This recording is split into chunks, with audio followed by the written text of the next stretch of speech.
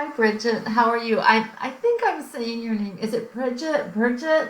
Um, so I'm sorry about that. I think that I might have, did I do another critique for you? Or somehow I remember trying to pronounce your name and wasn't sure if it was right. Anyway, I hope you're really well and getting along through all of this unique time we're going through. Um, so yeah, I read what you said, and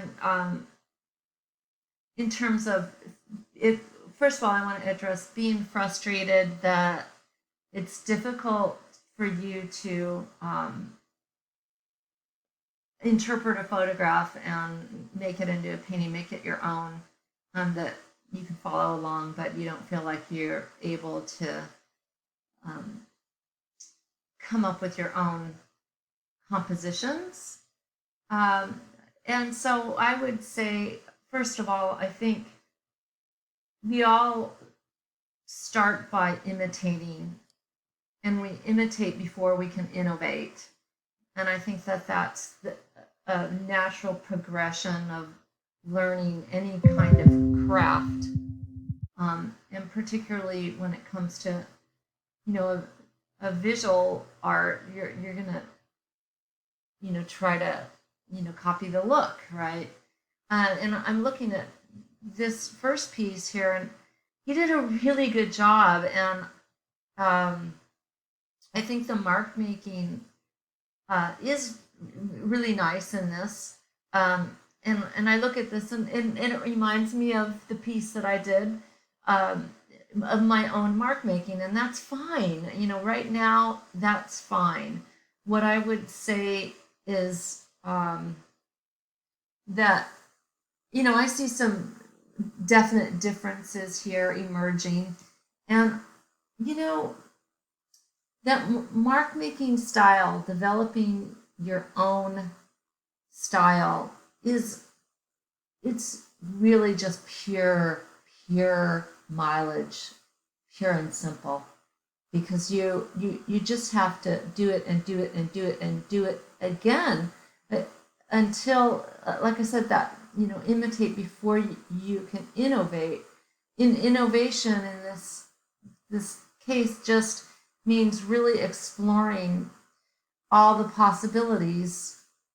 And that's the I'm glad you took the mark making workshop, because that workshop is really just about bringing consciousness to what you're doing.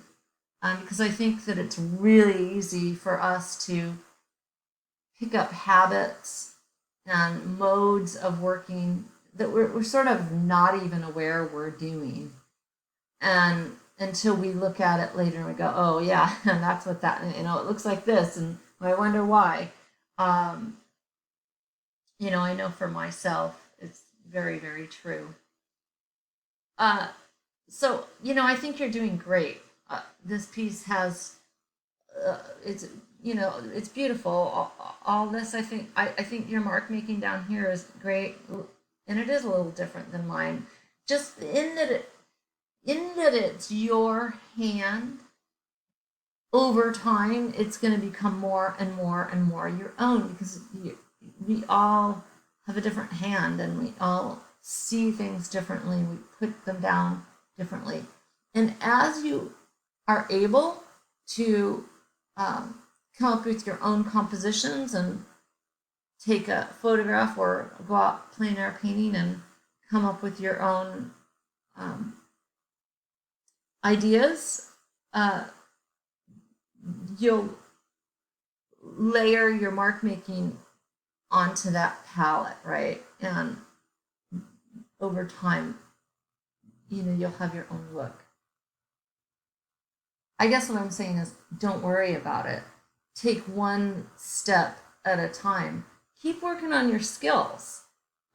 Let I always think about that our skill level has to meet up with whatever idea we have, and whatever vision we might have of what kind of work we want to do.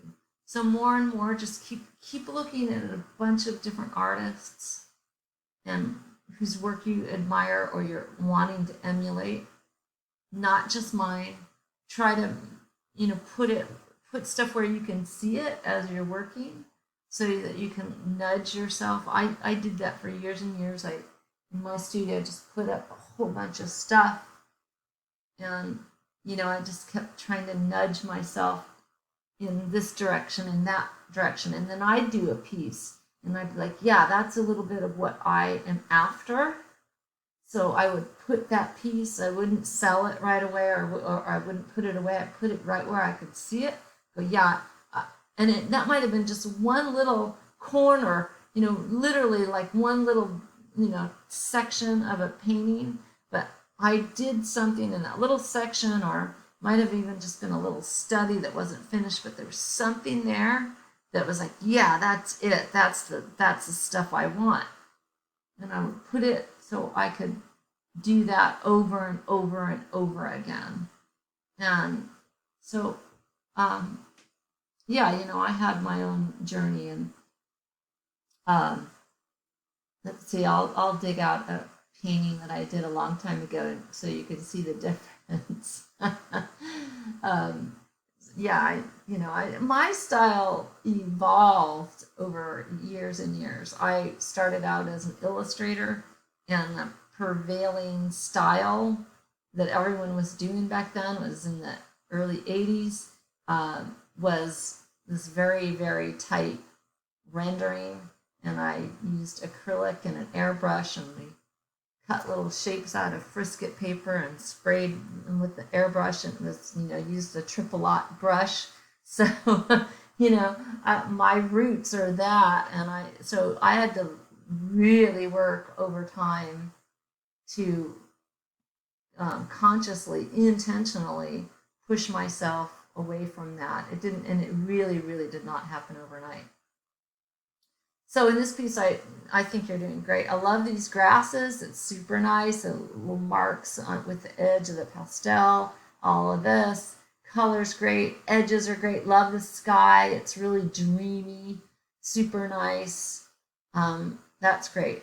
So I'm going to talk about the three pieces, and then I'll talk to you a little bit about how I think it, what I think, and all I can do, Bridget, is tell you what worked for me and what I see in your work that through my experience in working with students, what might help you move forward. So I'll talk about what I would do if I were you in terms of trying to push yourself towards your own references and your own ideas. Okay, so let's talk about the next painting. Yep. Okay, again, I think you did a really nice job on this kind of thing.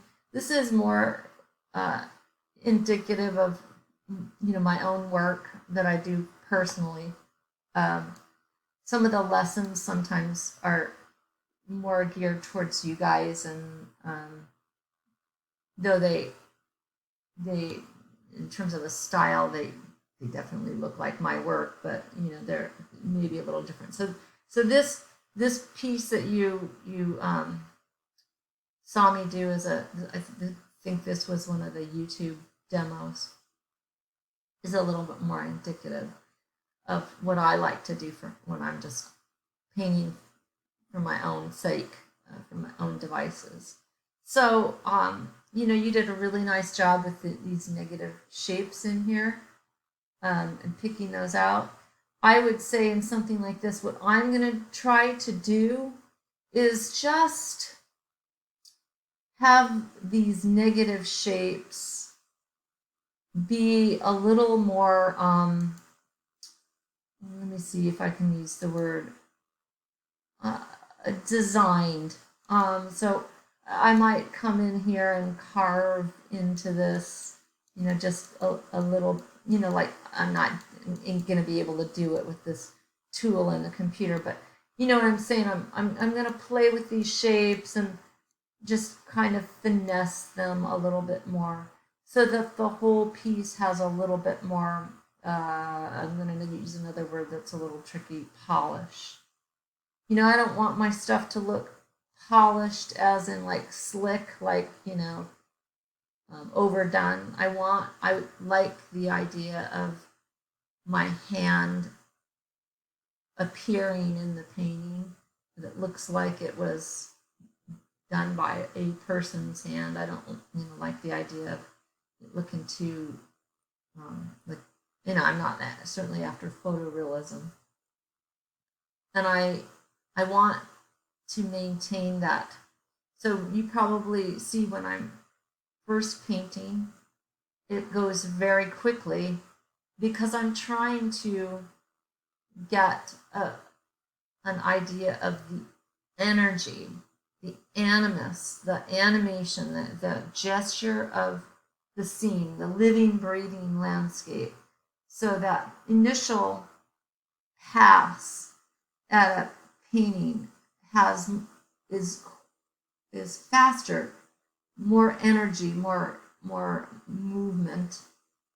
And then as I progress towards the finish or a finish, I'm slowing down, making quieter moves, more assessments, and maybe fewer strokes. So just make a stroke and gaze at it, glance at it, come back, so that so in that way I'm refining the piece as a unified whole. So fast, fast, fast, slow, slow, slow, slow, slow. And that it is now that is intentional on my part, but when I was first painting, I guess that was just sort of a natural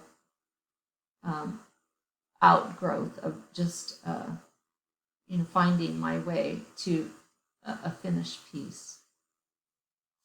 So I think you're doing really well on this. One thing I see, just and this is a small comment on this little study, is that these sort of the movement lines, or the directional strokes here. I want to mix this up. So if this was mine, so all these strokes are kind of this way. I'm going to also try to do some vertical marks, or at least you'll also see me take my finger and I'll smudge down vertically, because I want to not only I want to describe the form, like right here there's a little ridge in the landscape and we made a mark here, but there's also this plane right here. So this kind of goes like this and like this, right? And so I want to describe that in every form. I want to describe its what it's doing. So you could say, so not only are the marks, am I trying to describe the character of, if it's a branch and it's wispy, or the foliage is a particular, so it's a pine, so that foliage has a certain contour that is characteristic of a pine. I'm also trying to do a couple other things. I'm trying to describe the form, and therefore the only way we see form is by the way the light is hitting a form. So I'm describing both the form and the quality of light, both simultaneously. So we can use our marks to help us do that with their direction, with their character, what kind of edges are happening, what's happening with the edges. Are they soft? Are they hard? Are they mediated by the light or some kind of atmosphere? what's happening on the edge where where shadow meets light, or when one form meets another form, overlaps another form, abuts another form, and also, what's happening when a plane is turning. An object has planes, like a rock. Some of the planes of the rock face are facing the light, and some are turned away. And we can describe some of that with the direction of the strokes, though you don't want to. So if you've got a sphere here, say an apple, I don't want to do this. So I don't want all the marks to be like this around the apple. I want some marks to be like this around the apple, because I want to say something about the way the light's hitting. And if all your marks are going like this around the apple, then that's going to look funny. And so that's the same thing with anything here, or a tree. You don't want all the marks like this. You want some of them to be across the form, if that makes sense. And so that's, of course, in the landscape, that's much more subtle, because we have so many forms, and we may not see them as they may not be obvious, but they're there. And so we can make suggestions with the marks that we make to that effect. I hope that makes sense. Okay, let's talk about the next piece. Okay, I really like this one. This is the simplest one, but I think you did a very nice job with it. Sometimes things are simpler are actually harder, because when stuff is simple, our attention goes very squarely on just a few things, very strongly.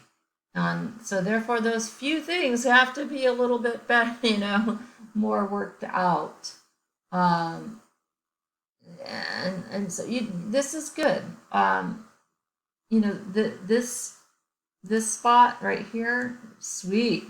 It's really nice. Got this little atmosphere spilling into here.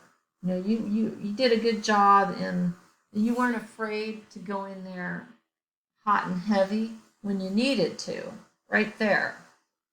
And that's great, right? I can tell, you're you're doing what the teacher says. You're thin, thin, thin, and then you go boom.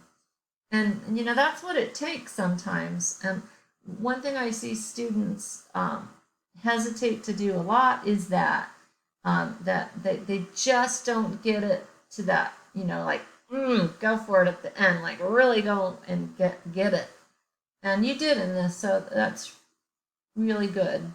Love this too. I like how you let this sort of bloom of color just kind of drift into the sky. So the foliage and the sky, you just let it drift together. That's nice, really nice. And I like this foreground. It's ethereal and very, this gets to be the star. This didn't need to be any more than what you did. This little mark right here is a little bit like a star or a cross. And maybe you meant it to be that. I'm just bringing your attention to it one way or another. That's the way I see it. And so whether you wanted it to be that or not. Then one last thing about this. I do think that these guys are a little bit kind of regular in their width apart. And I'm going to, not too bad. And because of the way you applied them, it's not like I wouldn't change it. It's not there's no problem there. But again, just saying, just that's something I want to be conscious of. Like, I don't really want to do that. I'm going to try to avoid it. But I do it. I'm like, I end up like, oh, yep, I didn't mean to do that, but I did that. Do I change it always when that happens to me? No. Sometimes I leave that kind of stuff. Sometimes I'll put something smack dab in the center, and I didn't mean to, but it's there. And, sometimes I can make it work and kind of sell it, and other times no. And so it really depends. But I think that you're doing really well.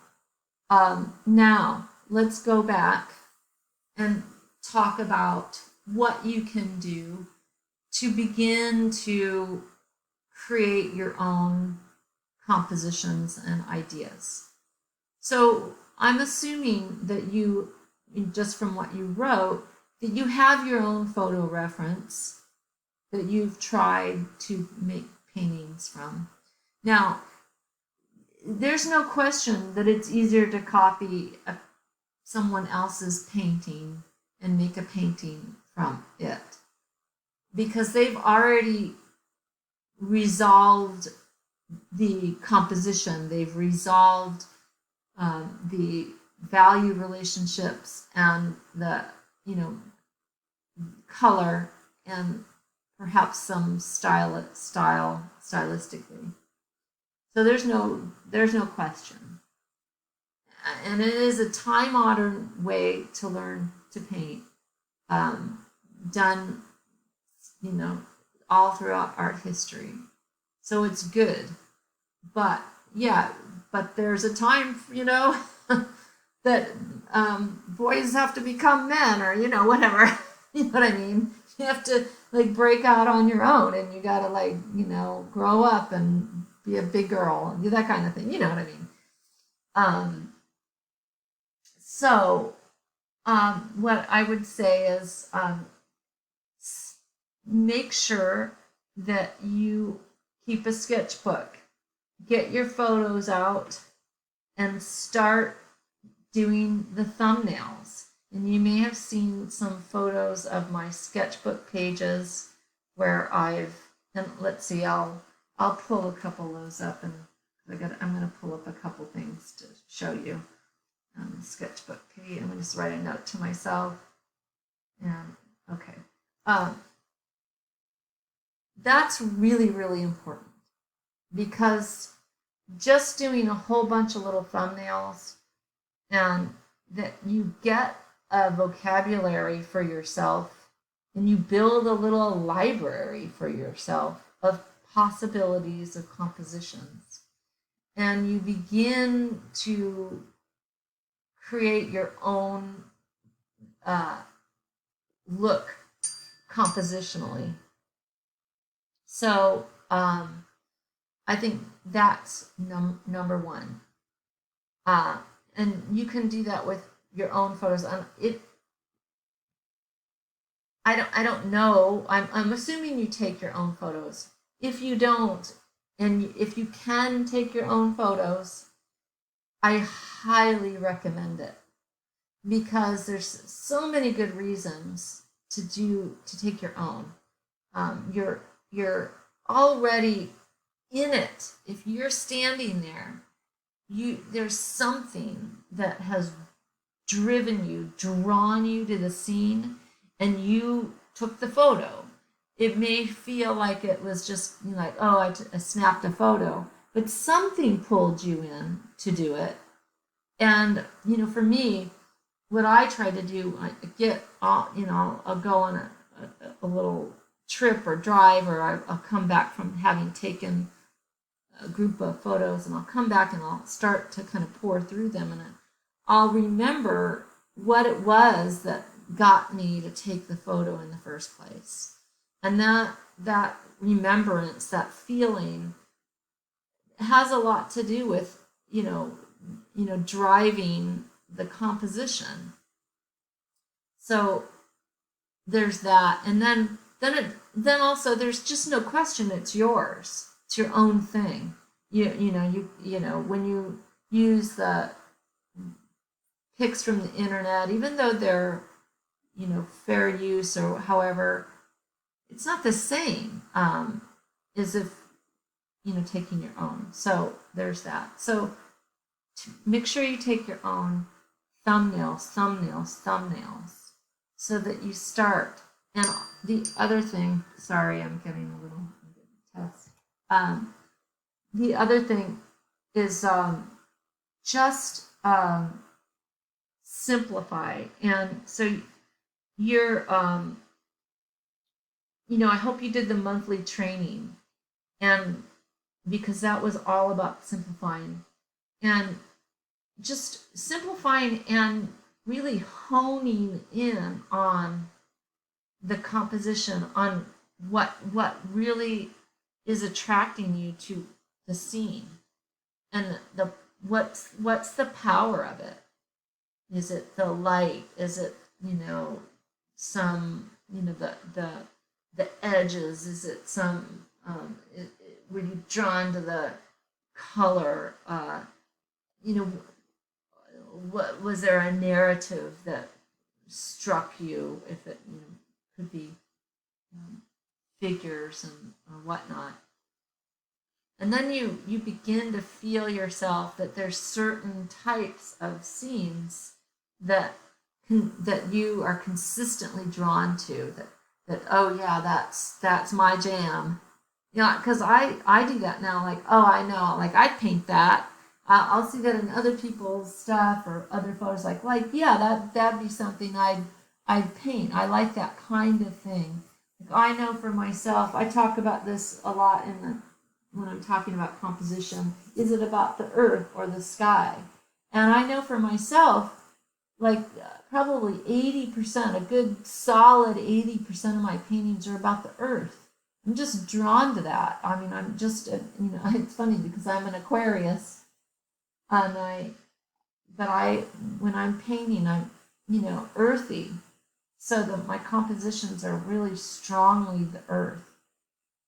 And so you'll find your way in what draws you. Just it's repetition, and Bridget, there were a number of years, not so much now because I'm so focused on teaching people and lessons, but there were years when I'd paint 300 paintings, like easy, like no, not all of them big, huge finished things, but I definitely was painting every single day, and multiple paintings a day, and just really and boy, I just got better. And I think about that still now. I think you can get better fast if you just do it. And everyone's stamina and ability to people have jobs and lives and things, and so maybe 300 is just not attainable for you. But if last year you painted 50, maybe 100 is, so you have to start where you are and set some sort of reasonable goals. And I'm not saying that just mileage, you just slam away at it, because that's not really the answer either. It has to be intentional with some kind of purposeful way of moving forward. Doing the lessons is great because I hope that I help you, give you a structure for improvement and gaining skill. That's so much of my intention with the lessons for people. But setting some kind of goal of I'm not going to use the word production, but of getting at the easel. So own photographs, thumbnails, simplifying mileage is really some of the keys. And the other thing that so that persistence, uh, and um, making sure that you're looking at stuff that you like and that you want to emulate and nudge yourself to. And I'm reading this book by I'm almost done. It's by Elizabeth Gilbert, the Eat, Pray, Love lady. It's called Big Magic, and it's got some really, she has a sort of very casual writing style in this book, and it's very easy. But she talks about imitating her favorite authors. That she had a Hemingway stage and an Annie Proulx stage and a McCormick McCarthy stage, and that's just kind of interesting. And I think that we all kind of go through that.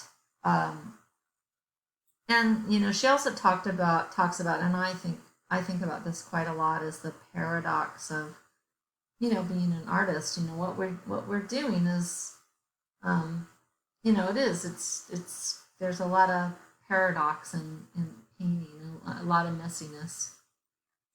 So don't so take heart, I guess is what I'm saying. So I'm going to pull up a couple things so you can see what I'm talking about, the sketchbook pages. And just you might have seen them, but I just want to make sure that you've seen them. Oh, the other thing I wanted to say about getting better, the watercolor sketching workshop that I did, I was really surprised just in my own case how much I was able to improve my drawing skills, which I think are pretty good. But I was working on a particular aspect of them, and just really focusing for a number of weeks on it, I made some of the progress that I wanted to make. So I know when we put our minds to it, we can do it and make improvements, get better. So okay, let me get a couple things to show you. Okay, these are little thumbnail sketches. They're kind of older ones, but I like this page. I just like the grouping of them. And see how they're just little ballpoint pen. They're little tiny, things. They're really, really thumbnails. You can see this is my thumbprint, I think. And so there's little value studies, but simple shapes. And just, I think I had a couple photographs that I did these from, and then I just did little riffs off those photographs. So, I've got a shape, and I've got a little thing of water and a distant shape back here, and then I just played. So these are imaginary scenes. They're all imaginary, but I was looking at a photo, and I made paintings from these. So what I did was I used some of the color information from the photos, but used the composition from these to make paintings, and a series of paintings. So that really makes it so it's very much your own and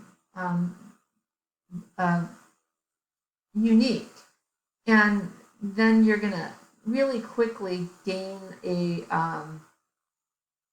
a look to the work, because it all has a thread that ties it together, because you've innovated from a spot and then spread out from that point. And I think that's a really good thing to do. And now I just wanted to show you some of my very old pastel work, and just so that you can have a sense that it just to take heart. It doesn't happen overnight. It takes time, and it's okay. And it's a continuum, just like, a value scale. nudge, nudge, nudge, nudge, nudge. At least that's the way. That was my experience. Maybe every now and then you make a leap, you know, but inevitably when you make a leap, you there's a little backslide. So I try not, I try to make my celebrations of victories small because I know that, in between, there could be, usually a celebration is bookended by some bad stuff in there too. So anyway, let me show you a couple things. Okay, that first one was not what I wanted to show you. This one. So this is Yellowstone Lake. I did this really one of the very first pastels that I did. It's on black canson paper, and this is kind of where I kind of started. What? It's not bad. I was an illustrator, so I could kind of make my way around value and color and so on. But it's way different, and it's not. It's okay. But so yeah, it it it doesn't happen. It didn't happen overnight for me. And honestly, I think it really took me about 10 years to like really feel like I was mastering pastel. And I think that that's right. When you look at it, it takes 10 years to really learn, to master something, piano or writing or whatever it is. So I think it did. Let me show you one more. Oh yeah, this one's Bryce Canyon. Yeah, it's not. This one's not good. I don't think. But I mean, it's okay. But it's just not. It doesn't have a lot of atmosphere or mood, or it's just. It is what it is. The depth of field, it's just all the same, all going all the way back.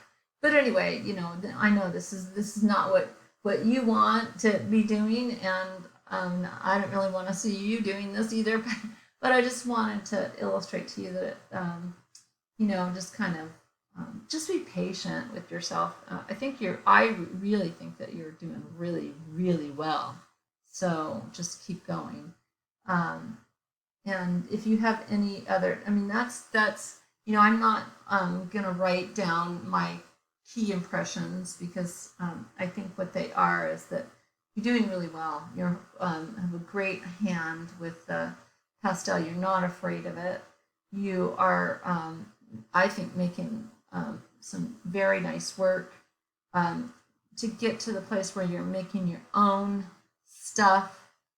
Again, I went over it, but let me just one more time just say, look at lots of stuff, put it where you can see it. When you do something of your own that is in that direction, put that where you can see it so you can nudge yourself further towards that. Take your own photos if it's possible at all to do that. Thumbnails, thumbnails, thumbnails, and simplify, simplify, simplify, and just mileage. Keep painting, and that's it really. I'd be happy to. I'm always here. Just let me know what else I can do to help you along your way. That's what I'm here for. Okay, Bridget. Best of luck again. I hope you're well, taking good care of yourself, and yep, happy painting. I'll see you soon. I'll see you online. See you in the live streams or wherever you catch me. Okay, all right. Bye bye.